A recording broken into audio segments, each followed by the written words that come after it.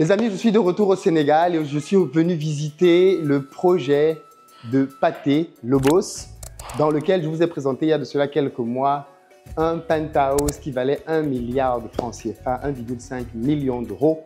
Et le but pour moi, c'était de voir où est-ce qu'il en était. Et franchement, c'est assez bluffant. Alors, ce n'est pas encore terminé, même si en réalité, l'essentiel de l'immeuble est prêt. Mais ce penthouse-là est encore en cours parce qu'il y a pas mal de choses à faire dedans. Et on va faire un tout petit peu le tour déjà de ce penthouse-là. Vous allez revoir la vue qui est magnifique et qui surplombe Dakar. Ensuite, on va aller dans un des appartements pour que vous voyez un tout petit peu le niveau de finition, de détail qu'il s'applique à mettre dans ces projets. C'est juste hyper inspirant. Il faut préciser que j'ai été avec Pathé en Chine notamment, il y a quelques mois de cela, pour rencontrer plusieurs des fournisseurs. Je suis bien content de voir plusieurs des équipements qu'on a vus là-bas être présents ici et être installés. C'est encourageant par rapport à ce qu'ils réalisent. Vous pouvez bien évidemment louer, acheter des appartements pour ceux qui veulent investir. C'est ouvert à tout le monde. Et je suis très très content de voir la suite de ce qu'il est en train de faire ici. Et ça encourage, ça motive tous ceux qui veulent faire des choses en Afrique. Il y a de cela 3 ans, Pathé était encore en France, dans une vie classique comme tout le monde. Et il a décidé de revenir au Sénégal, commençant par un projet familial. Il a vu une opportunité et aujourd'hui, il est en train de réaliser des choses extraordinaires sur place. Et c'est un vrai appel, véritable appel pour la diaspora qui passe son temps à voir tout négativement, à tout critiquer, à estimer qu'il n'y a rien à faire ou alors tant que tel n'est pas parti, tel politicien n'a pas fait ci. Il y a toujours des gens qui trouvent des prétextes pour ne pas se lancer. Et pourtant, ceux qui prennent le courage de le faire sont récompensés. C'est simplement ça. Soit vous décidez d'être des pessimistes qui passez votre temps à dire à tout le monde comment ça va être difficile et vous ne vous lancez jamais. Ou alors vous décidez simplement de croire en vous, de venir sur place, d'affronter la réalité du terrain et de voir tout ce que vous pouvez réaliser sur place. Et je pense qu'il va le dire lui-même dans cette interview. Venir faire du business en Afrique a littéralement changé sa vie à tous les niveaux. À la base, il n'est pas ingénieur dans la construction. Il s'est découvert un talent là-dedans et aujourd'hui, il est en train de réaliser plusieurs immeubles de haut standing au Sénégal. Et ce n'est que le début de l'aventure parce que j'imagine qu'il va se déployer ailleurs dans d'autres pays. Et ça, c'est le genre de choses qu'on peut faire en Afrique maintenant parce que nous sommes dans un continent dans lequel tout est à faire. Donc les amis, prenez votre courage et lancez-vous. Si vous avez besoin d'idées, vous avez besoin d'accompagnement, vous avez besoin d'inspiration, rendez-vous à Back to Africa le 11 et 12 octobre parce que chaque année, j'invite des entrepreneurs comme Pathé à venir partager avec vous leurs secrets, leurs succès, leurs challenges, leurs contacts pour vous permettre de venir et de ne pas faire les mêmes erreurs qu'eux et d'aller beaucoup plus rapidement. Vous avez le lien dans la billetterie. Nous sommes encore en promotion et en grosse promotion d'ailleurs en ce moment. Je crois qu'on est encore à 150 € pour quelques jours. Donc prenez vos tickets plutôt que 450. Les prix vont augmenter très bientôt. C'est le meilleur moment de les prendre à tarif réduit pour être sûr de bénéficier de l'expertise de tous nos experts qu'on fait venir de plusieurs pays. Cameroun, Côte d'Ivoire, Sénégal, Bénin, Mali. Bref, on fait venir des gens qui font des choses concrètes en Afrique afin qu'ils vous partagent ce qu'ils ont appris pour que vous gagniez 10 ans dans vos projets sur le continent. Et si vous n'avez pas d'idée, c'est aussi le lieu pour apprendre des autres et avoir des connexions. Bref, je ne vous en dis pas plus pour l'heure. Allons faire la visite avec Pathé.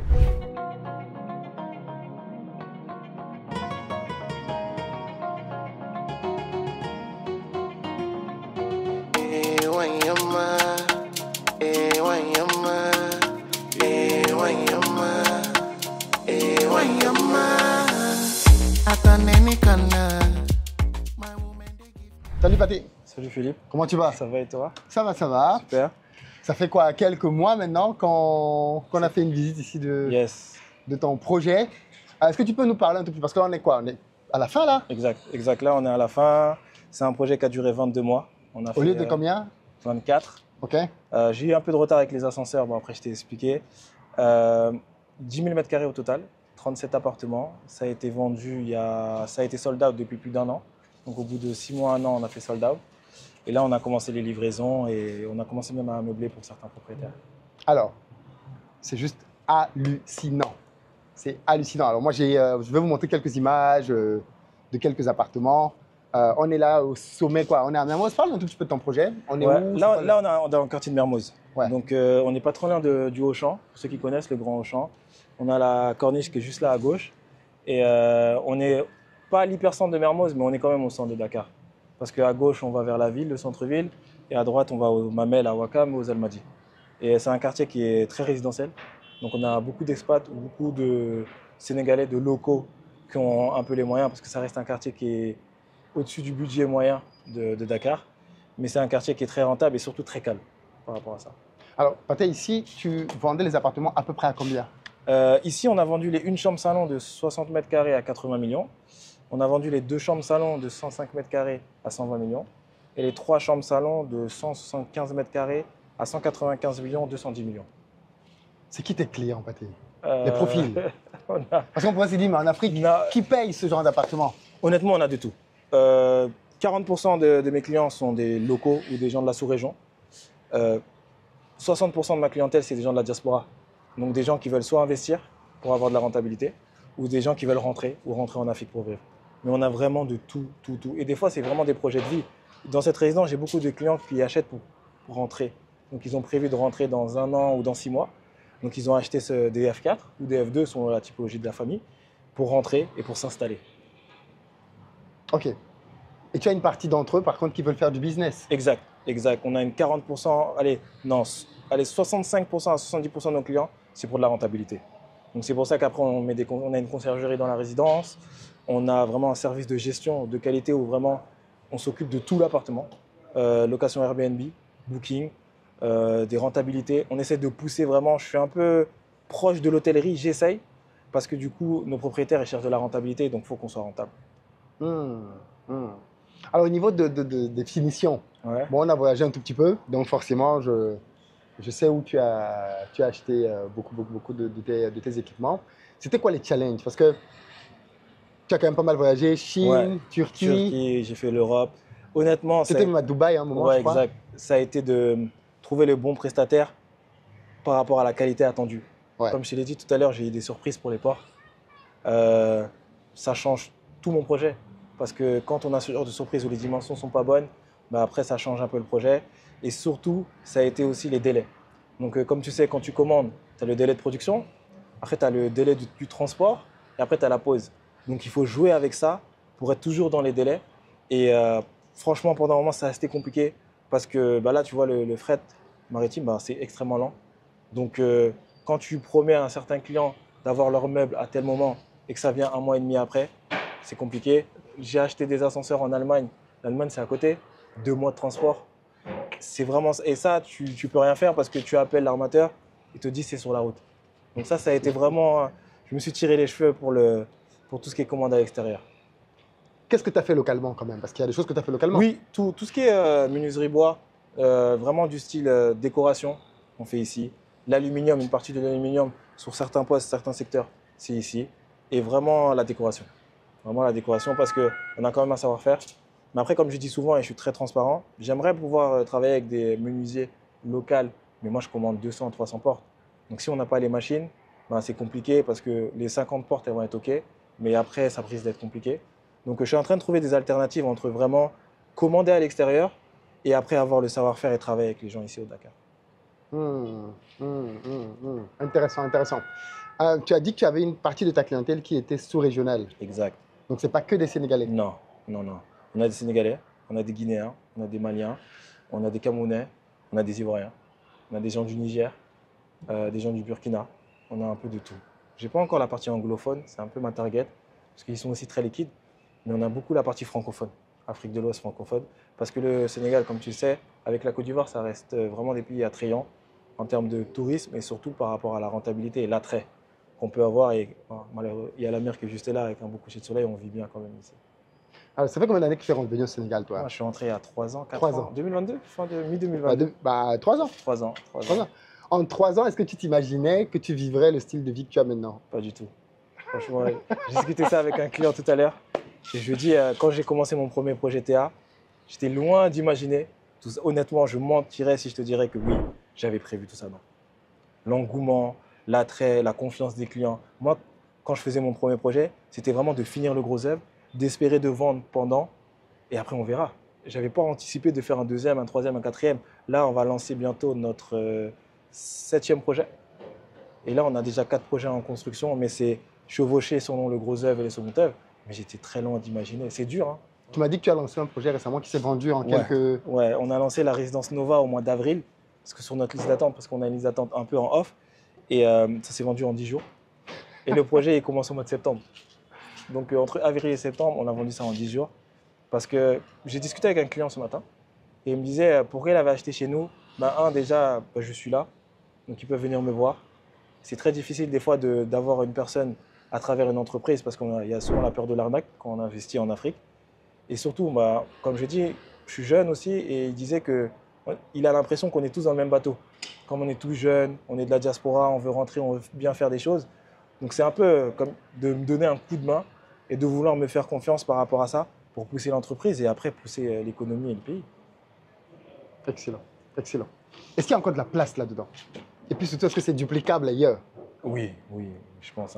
Honnêtement, je ne vais pas mentir. Tu étais au Congo, j'étais au Congo, à Brazzaville. Je pense que c'est duplicable partout. Après, il faut maîtriser certaines choses.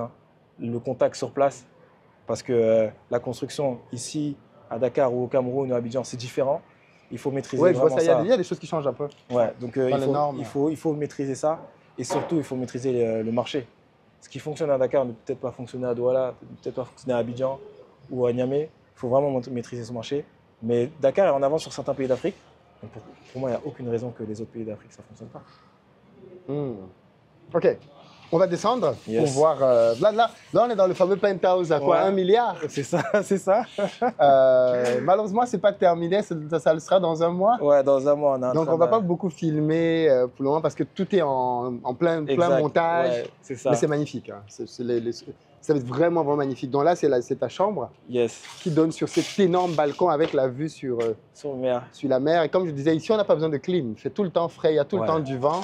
Vraiment. Tu as eu une solution électrique, tu as voulu mixer, c'est ça? Exact. Ici, on a du solaire. Oui. C'est-à-dire que là, au-dessus, j'ai 52 panneaux. Et le penthouse et toutes les parties communes de l'immeuble sont sous solaire. Parce que l'électricité à Dakar, c'est cher. On ne va pas se mentir. Et j'ai voulu trouver une alternative entre vraiment l'économique et écologie. Donc ici, on a mis du solaire. Pour l'instant, ça marche très bien.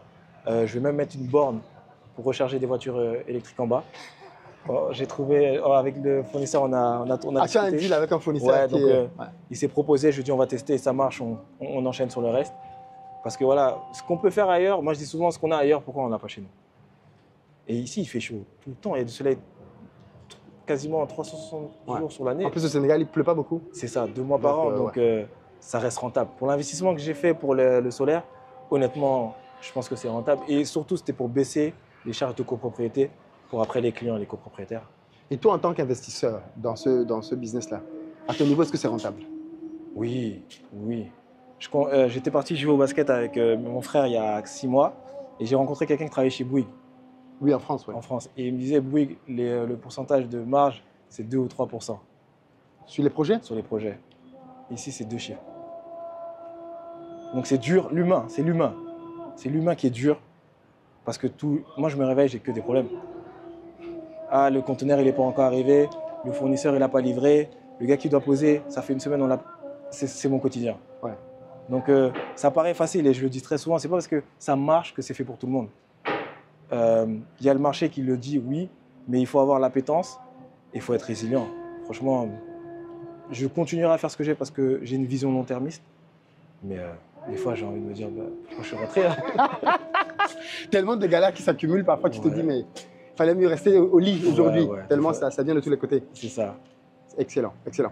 On va du coup aller dans un autre appartement. Yes, on part dans un autre appartement. Qui est prêt pour que vous voyez un tout petit peu les choses qu'il a faites. Mais c'est juste génial, génial, génial. Allez, on va pour la visite. Finalement, on va quand même faire un petit stop au niveau du séjour. Parce que ça a quand même pas mal avancé depuis la dernière fois. Tu peux nous expliquer un peu la disposition ici? Yes, donc ici déjà on a la télé. Donc il y aura une télé de 85 pouces. Là on aura le canapé d'angle. Donc là on a la cuisine ouverte. Donc, comme je te disais, on a la cuisine ouverte avec un îlot central. Ici on aura un deuxième petit salon. Et derrière on aura la table à manger qui donne après ici sur les chambres. Et là toute cette partie là en fait on a la piscine avec, je vais mettre un espace barbecue. Transat, vraiment quelque chose de lounge, une pergola avec une table pour manger à l'extérieur, pour avoir vraiment un truc haut de gamme pour l'extérieur. Parce qu'on a vraiment une vue sur tout Dakar, donc je me dis qu'on va profiter pour vraiment aménager et faire quelque chose d'intéressant. Excellent, excellent. Et là, on est sur quelle superficie à peu près? Au total, on est sur 700 mètres carrés. Ok. Ouais, 700 mètres carrés habitables. Vraiment, j'ai poussé parce que ça fait quasiment la superficie de tout le terrain. Et l'avantage plutôt, c'est que je pouvais mettre plus de chambres parce qu'ici il y a 4 chambres. Mais bon, faire 5 chambres, c'était pas intéressant parce qu'après, en termes de prix, comme ça à la vente, des fois, il faut trouver le juste milieu. Comme tu disais, en plus, est-ce que c'est avantageux en tant que promoteur? Il faut toujours trouver le juste milieu entre le nombre de chambres et la superficie et jouer sur les espaces. Clair, clair, clair, clair. Ok, les amis, j'ai hâte que ça prenne forme. D'ici un mois, ce sera terminé. Yes, ouais, d'ici un mois, ce sera terminé. On se reverra pour voir le rendu pour voir final. À la fin, ouais, on fera une vidéo si tu veux. Pour voir. Ouais, si je suis pas là, tu nous fais une vidéo. Toute la fin pour voir. Tu nous envoies ça. Let's go, next. Les amis, on est avec Pathé dans un des appartements. Up to you. On est où là? Ici, on est dans un appartement au 2e étage de 3 chambres salon. Ok. Qui fait 173 mètres carrés. On a optimisé. Ça reste un peu OK, mais je voulais faire plus d'appartements, donc c'est pour ça que j'ai mis 173 mètres carrés. Mais on a 3 chambres, chaque chambre a sa salle d'eau avec des dressings et cuisine fermée avec salon. Voilà. Ok, je veux qu'on regarde un tout petit peu le standing. J'aime beaucoup la couleur, bien évidemment. Du parquet, ouais. Du parquet. Donc là, on a la cuisine qui est ici. Cuisine fermée, avec toujours les buanderies qui sont à côté. Donc la cuisine est livrée équipée. On livre toute la cuisine équipée pour les propriétaires, pour que ce soit plus simple après d'utilisation. Et on met toujours, ici on a la machine à laver et les buanderies juste toujours à côté des cuisines, toujours, pour plus de facilité. Et on a le frigo qui est encastré avec four et micro-ondes dedans. Excellent. Plan de travail. On travaille en quoi? Les prises instagrammables. Ouais, là, je ne sais pas si je les ai, mais normalement, on a des prises qu'on met. On peut mettre USB, USB-C. C'est ça. Prise internationale, on a un peu de tout. On a essayé de penser vraiment à tout, que ce soit au plus simple. Excellent. Donc là, c'est la cuisine. Là, on est dans la cuisine. Là, après, sur ta gauche, on est ici. Tu peux l'ouvrir. Ici, on est dans le salon, salle à manger. Donc là, où je suis, on peut mettre la table à manger. On a mis le lustre. En face, on a du coup télé et le canapé qu'on pourra mettre là. Après, avec des rangements et des murs d'accent. Excellent. Et on fait, sur tous nos projets, on fait minimum 3 mètres de hauteur sous plafond. Oui, là, le plafond est très haut. Ouais, on fait toujours on a à peu près toujours ces mêmes standards. Et donc là, c'est le couloir. Là, c'est le couloir pour donner sur la partie nuit. Donc, toutes les chambres sont faites pareil. Donc là, on a les 3 chambres avec sa salle d'eau qui sont ici. Donc, comme je disais, on met toujours des lits de 2 mètres sur 2 mètres. Donc ici, c'est l'emplacement pour mettre un lit de 2 mètres parce qu'on voilà, on a les prises et les caches directement. Et la télé qui est juste en face. On a réussi à mettre une coiffeuse pour des clients à l'angle, là ou là. Et on a toujours les dressings qui sont à l'intérieur. Tous les dressings lumineux. Hein. Ouais, on a mis des LED pour ajouter un peu plus de cachet par rapport à ça. Et après, là, au fond, on a la chambre parent. Ici, c'est la 2e chambre. C'est à peu près exactement la même qu'on a vue. Et là, c'est Exact. la master. Là, je vais... Bon, je peux pas... On va allumer là-bas, parce qu'ils ont mis les prises.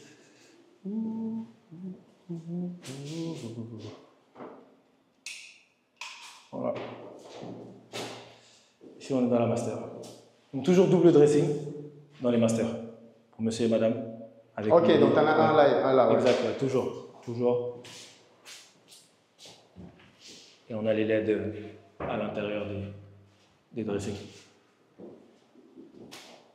Excellent. Et là, après, on peut montrer, on a la salle de bain, ici. Bon, là, on nettoie. Bon, après, ça teste, on regarde. On a un peu tout qui est fait à peu près sur mesure. Excellent. Et tu me posais la question, ça, j'ai acheté à l'étranger. Après, ça, des fois, je peux le faire ici au Sénégal. Ça peut arriver. Parce que ça, c'est un menuisier qui a monté ça directement. Ça, c'est la menuiserie, donc ça peut se faire ici. Super. Tu es satisfait? Ouais, honnêtement, c'est ce que j'avais en tête et je pense que c'est ce que j'ai pu réaliser. Hein.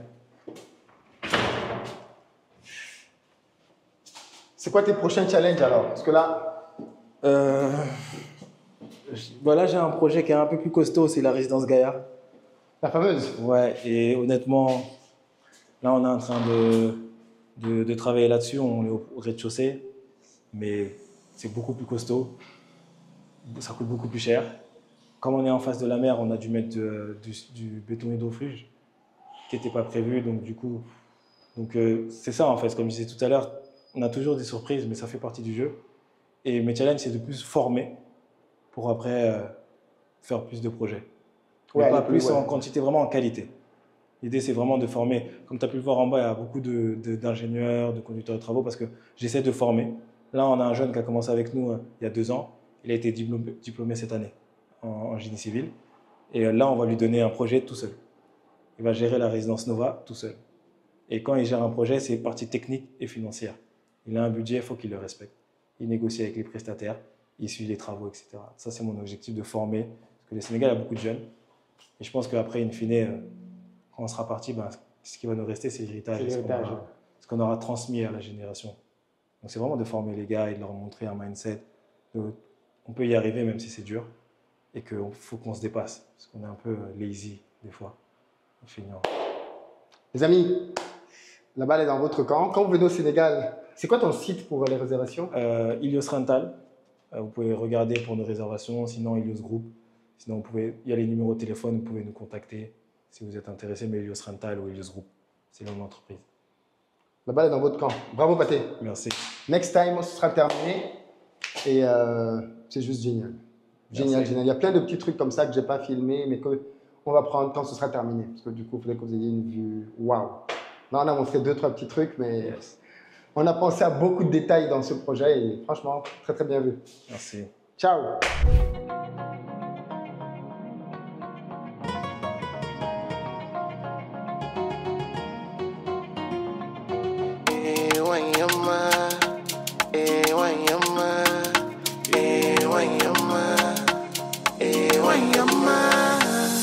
Hata neni kana